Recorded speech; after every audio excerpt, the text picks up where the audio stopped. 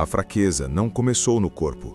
Ela começou no cérebro, quando o esforço deixou de ser um pré-requisito para a recompensa.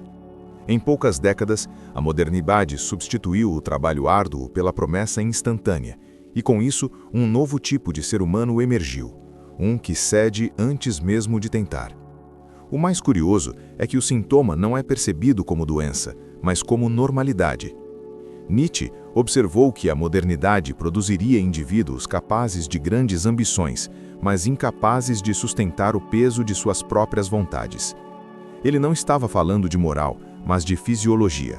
A vontade, para ele, era um músculo psicológico com relação direta ao sofrimento. Se o sofrimento desaparecesse, a vontade enfraqueceria. Foi exatamente isso que aconteceu quando a tecnologia decidiu anestesiar o desconforto. O que antes exigia habilidade, disciplina e repetição, agora exige apenas um clique. Um adolescente pode acessar prazer, status e validação em segundos, sem mover nada além do polegar.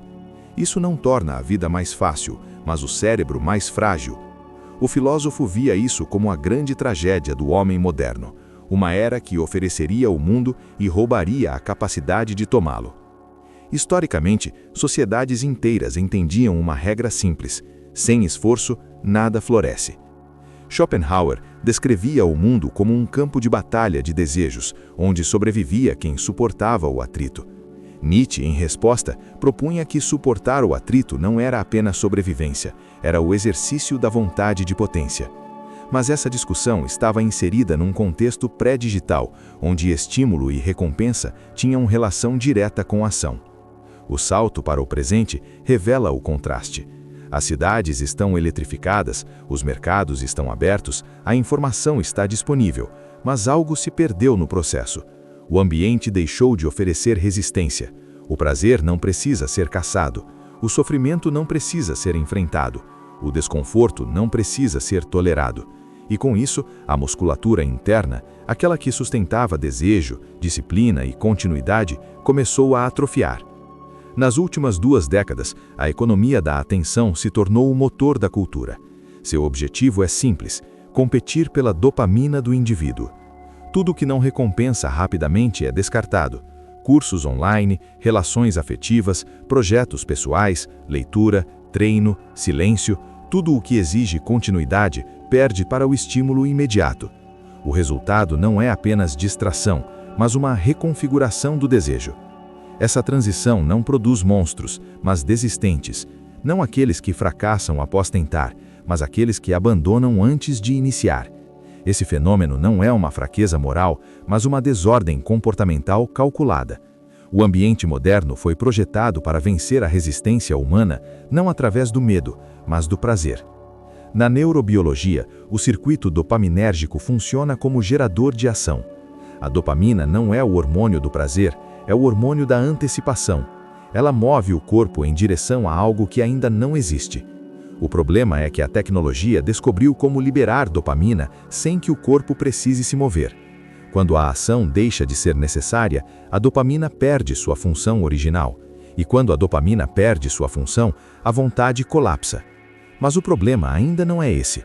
O núcleo accumbens adapta-se rapidamente a recompensas de baixa fricção. Quanto maior a disponibilidade, menor a intensidade da resposta.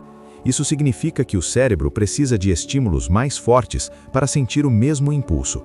É assim que a geração mais estimulada da história se tornou a menos motivada, não por falta de ambição, mas por saturação do circuito que produz ambição. Enquanto isso, o córtex pré-frontal, responsável por planejamento, foco e ação deliberada, está ocupado tentando filtrar milhares de estímulos por hora. O ambiente que antes favorecia a continuidade, agora favorece microinterrupções. Cada interrupção fragmenta a consciência em unidades menores, como pedaços de atenção dispersos em um campo de batalha invisível. A sociedade, por sua vez, interpreta esse fenômeno como preguiça, mas a neurociência descreve como um colapso de força volitiva. A força de vontade não é uma virtude abstrata, é uma função do pré-frontal operando sob baixa distração. Se a distração é contínua, o pré-frontal não consegue sustentar ação prolongada. O resultado não é cansaço físico, mas desistência cognitiva. Essa desistência é silenciosa e acontece cedo. Antes dos 25 anos, a maioria dos indivíduos já internalizou a lógica do abandono. Iniciar é fácil, continuar é improvável, concluir é excepcional. E isso se aplica à profissão, ao corpo, ao estudo, às relações e até ao lazer. O mundo está cheio de começos e vazio de meios e fins. Mas isso é apenas a primeira camada. O segundo colapso é cultural. A sociedade criou uma narrativa de suavidade. O desconforto virou trauma. O esforço virou opressão. A disciplina virou autoritarismo. Tudo que exige atrito é interpretado como disfuncional. É nesse ambiente que a fraqueza não apenas nasce, mas se torna aceitável, até desejável.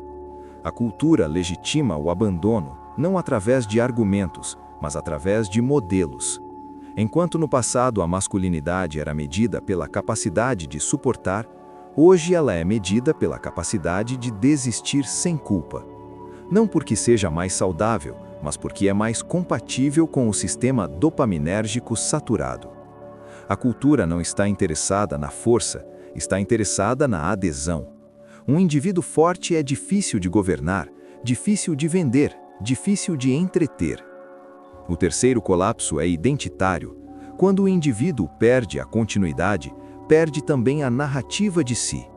Sem narrativa, não há passado coerente nem futuro desejável. O presente torna-se um ciclo de micro-recompensas e micro-desistências. O eu que emerge desse ciclo não é frustrado, é vazio. Não sente derrota porque não tentou o suficiente para perder. Não sente vitória porque não concluiu o suficiente para ganhar. Esse vazio não dói, ele distrai. E a distração é suficiente para anestesiar qualquer inquietação existencial. Esse vazio aparece nos números. Antes de completar 30 anos, boa parte da geração atual já acumula dezenas de microprojetos abandonados, cursos comprados e nunca iniciados, livros com apenas as 10 primeiras páginas lidas, instrumentos musicais encostados, diários com 2 noites de uso, planos de treino interrompidos na segunda semana. Não se trata de falta de interesse, mas de incapacidade de sustentar volição.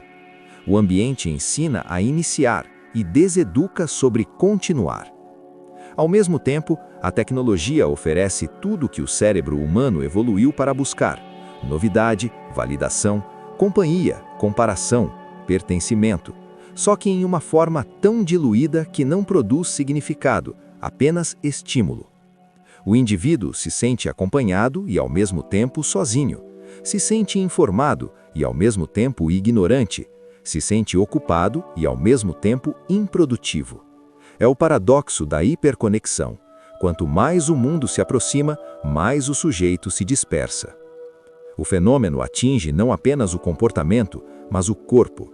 Clínicas de saúde mental registram aumento de fadiga sem causa física, insônia induzida por estímulo luminoso, ansiedade de baixo impacto e uma sensação geral de incapacidade de iniciar.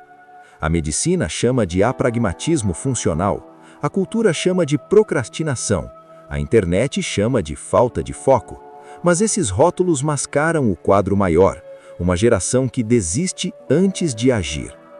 Mas agora o problema começa a se tornar visível. Nos últimos anos, laboratórios de neurociência comportamental na Europa vêm acompanhando jovens entre 18 e 28 anos para mapear o impacto da atenção fragmentada e do ambiente de recompensa de baixa fricção. Em um acompanhamento recente com pouco mais de 1.200 jovens ao longo de 6 meses, um padrão se destacou. A continuidade não dependia de inteligência, renda, ambiente familiar ou talento. O fator decisivo era a tolerância ao desconforto cognitivo. Quanto maior a tolerância ao tédio, à frustração e à lentidão, maior a capacidade de manter projetos até o fim. Essa tolerância estava diretamente associada ao volume de estímulos acessados diariamente. Jovens com uso de tela acima de 6 horas por dia apresentavam quedas expressivas na tolerância, enquanto aqueles com uso inferior a 3 horas exibiam quase o dobro de resistência. Esses dados sugerem que a fraqueza não é um traço, é um condicionamento. Esse condicionamento tem origem no que pesquisadores chamam de ambiente de recompensa de baixa fricção. Quanto menor a fricção para receber algo, menor a construção de volição. A cultura do um clique não apenas transforma o consumo, transforma a fisiologia do desejo. E um desejo que não exige continuidade não precisa de força. Assim nasce um sujeito que quer muito e aguenta pouco. A melhor forma de observar esse fenômeno é através de um indivíduo comum, como Lucas. Lucas tem 24 anos e mora em um apartamento de 45 metros quadrados em São Paulo. Acorda todos os dias às 9h47 porque o celular está programado para despertar depois do ciclo de sonecas. Antes de levantar, gira o polegar pela tela por quase meia hora. Reels, mensagens, notificações, vídeos curtos. Levanta só depois de consumir estímulo suficiente para despertar sem desconforto. Enquanto prepara o café, Lucas abre um podcast sobre produtividade. Enquanto escova os dentes, responde mensagens. Enquanto troca de roupa, vê mais vídeos. Enquanto caminha até o coworking, ouve música. Não existe silêncio, apenas transição de estímulos. E o curioso é que Lucas não se considera improdutivo. Ele está sempre fazendo algo, só que esse algo não constrói nada. No coworking, senta diante do notebook e abre abas de estudo, abas de projeto, gerenciador de tarefas e mensagens. 1 hora se passa. Depois de 42 minutos, Lucas sente o cansaço cognitivo, mas não produziu nada concreto. A mente está saturada, não porque fez muito, mas porque mudou de estímulo rápido demais. A interrupção contínua fragmentou sua capacidade de continuar. Às 4 da tarde, Lucas decide começar o treino que se propôs 3 semanas atrás. Abre vídeos de treino, lê sobre alimentação, pergunta sobre suplementos, compra uma garrafinha nova, planeja a rotina e não vai. Não porque não quer, mas porque a rotina exige atrito físico e seu cérebro já está acostumado com recompensa sem atrito. O treino exige continuidade e não oferece dopamina imediata. Portanto, é adiado para amanhã.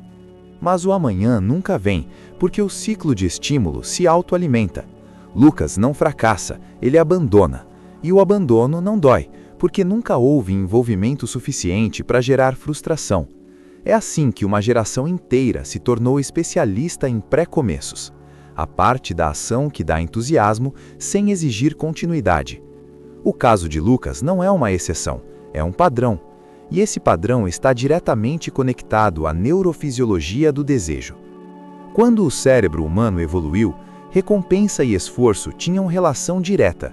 Buscar comida, fabricar ferramentas, construir abrigo, socializar, tudo exigia continuidade, disciplina e repetição. Isso moldou o córtex pré-frontal e consolidou uma seleção natural da perseverança. O problema é que o ambiente moderno removeu a parte da perseverança e manteve a recompensa. A dopamina agora é liberada sem que o corpo precise agir. O que poucos percebem é que a dopamina depende de 2 variáveis: escassez e antecipação. Quando a recompensa é abundante e garantida, a dopamina colapsa, e quando a dopamina colapsa, a motivação deixa de existir. O indivíduo, então, procura mais estímulo para compensar e acaba destruindo a própria sensibilidade dopaminérgica. É um ciclo fechado, um ciclo de fraqueza. Mas o fenômeno não se limita ao cérebro e à cultura, ele se estende para a economia. Mercados inteiros foram construídos para capturar indivíduos com baixa tolerância ao atrito. Aplicativos de entrega para quem não cozinha, streaming para quem não escolhe, redes sociais para quem não conversa, jogos para quem não enfrenta o tédio. Quanto mais baixa a fricção, maior a adesão, e quanto maior a adesão, menor a tolerância ao desconforto. Economistas chamam isso de modelagem do consumidor por conveniência. Mas na prática, cria-se uma civilização incapaz de suportar o intervalo entre desejo e conquista. Se no passado o prestígio era medido pela capacidade de construir, hoje é medido pela capacidade de consumir. O prestígio mudou de eixo, deixou de ser conquista e passou a ser acesso. Só que acesso não constrói identidade, apenas entrega estímulo. Daqui surge o segundo personagem desta história, a cultura. A cultura opera como espelho e molde. Ela não apenas reflete o comportamento, ela o fabrica. Influenciadores ensinam que o mais importante é não se cobrar. Publicitários vendem conforto como filosofia de vida. Indústrias competem para reduzir atrito, e a educação recompensa a sensibilidade acima de resistência. A narrativa dominante não é a excelência, mas a suavidade. E uma sociedade que valoriza a suavidade inevitavelmente produz sujeitos frágeis, não por maldade, mas por design. O contraste histórico fica evidente quando observamos o papel do trabalho ao longo do tempo.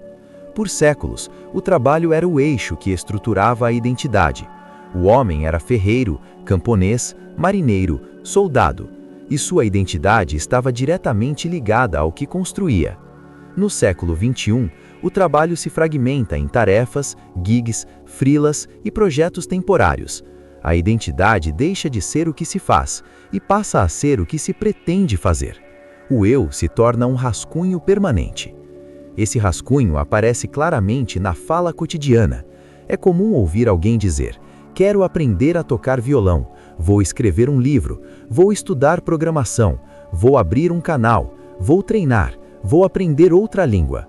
A primeira pessoa do futuro tomou o lugar do presente, e quando o presente chega, é adiado novamente. Não se trata de mentira, mas de arquitetura dopaminérgica.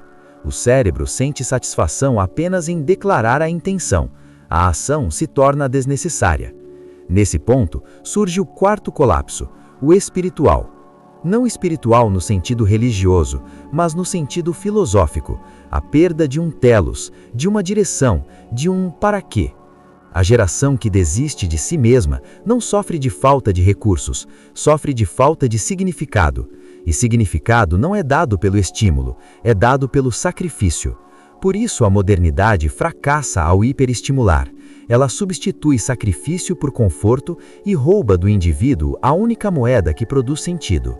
Mas o fenômeno ainda não está completo. Há um quinto colapso, o mais silencioso, o temporal. A sensação de que o tempo se esvai sem que nada seja construído. O sujeito acorda, consome estímulos, trabalha em fragmentos, dorme e repete. Quando percebe, anos se passaram. Ele não tem fracassos, mas também não tem vitórias. Não tem conquistas, mas também não tem cicatrizes. Não tem história. E um homem sem história não tem identidade. E sem identidade, não tem futuro. Esse ciclo se repete em milhões de pessoas.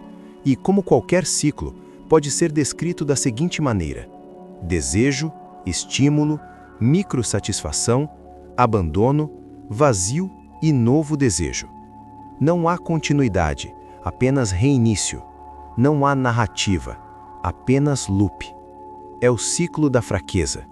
Um ciclo que não cria sofrimento explícito, apenas ausência de potência. O que fazer diante disso? A resposta não está em livros de autoajuda, nem em discursos motivacionais, nem em cursos milagrosos. A resposta está na fisiologia da vontade e na cultura do atrito. O método para interromper o ciclo não é esotérico nem complexo. Ele é lento, resistente e contracultural. E começa com uma regra incômoda: reconstruir o sacrifício. Mas antes, é necessário entender o método. Chamaremos de método de continuidade volitiva, ou MCV. Ele opera sobre 3 eixos simples: ação mínima contínua, reconstrução do atrito, retorno à narrativa. O primeiro eixo, ação mínima contínua, funciona como um exercício de dopamina. Em vez de perseguir o pico, o indivíduo persegue a repetição. Não interessa a intensidade, interessa a permanência. Se Lucas treinasse apenas 5 minutos por dia, o cérebro reconstruiria a ponte entre ação e recompensa.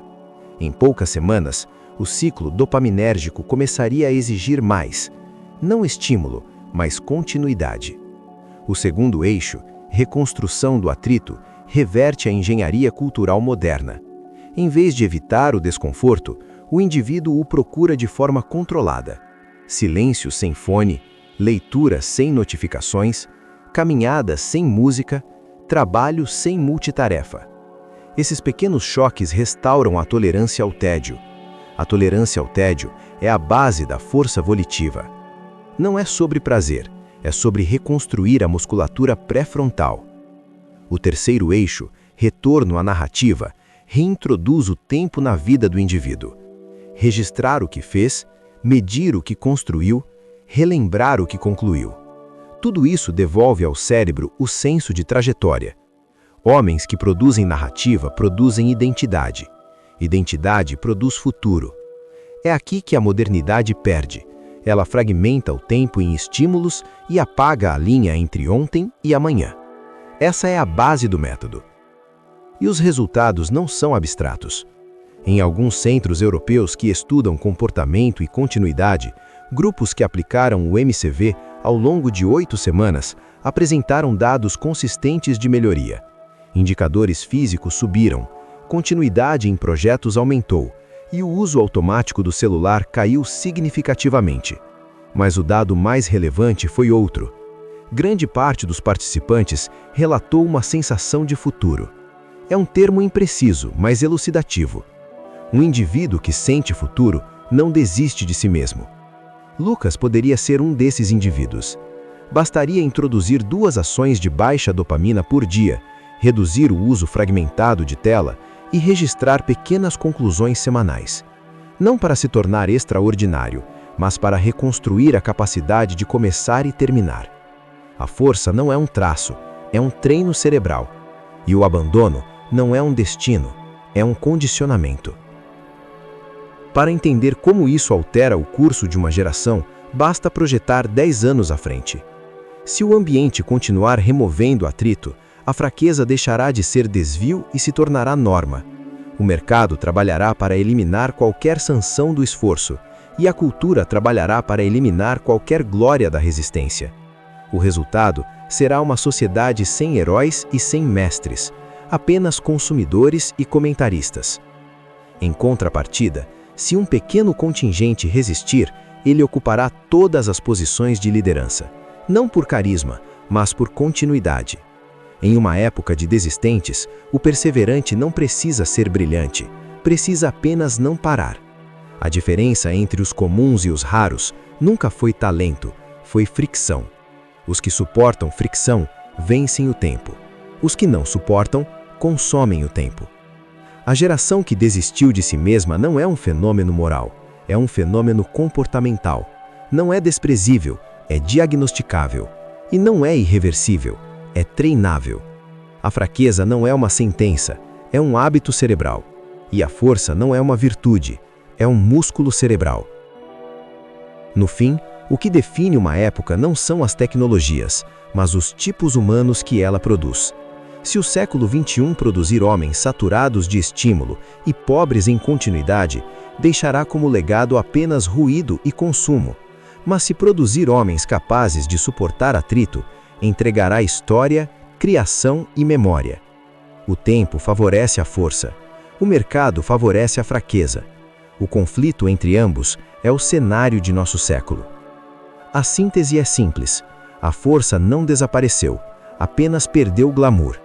A fraqueza não surgiu, apenas ganhou estética. O indivíduo moderno não é fraco por natureza, é fraco por design. Mas qualquer design pode ser subvertido. E a forma como cada um reage a essa ideia já diz algo sobre o tempo em que vivemos.